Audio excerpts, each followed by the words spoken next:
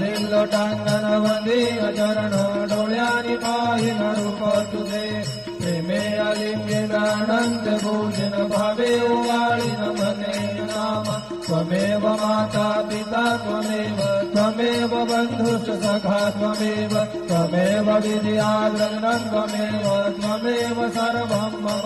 देव कायेन वाचा मनसेन्द्रियैर्वा बुद्ध्यात्मना वा प्रकृतिस्वभावात् करोमि यद्य सकलं परस्मै नारायणायति समर्पयामि अच्युतं केशवं प्रं नारायणं कृष्णदामोदरं वासुदेवं हरिधरं माधवं गोपिका वल्लभं जानकी नायकं रामचन्द्रं भजे हरे राम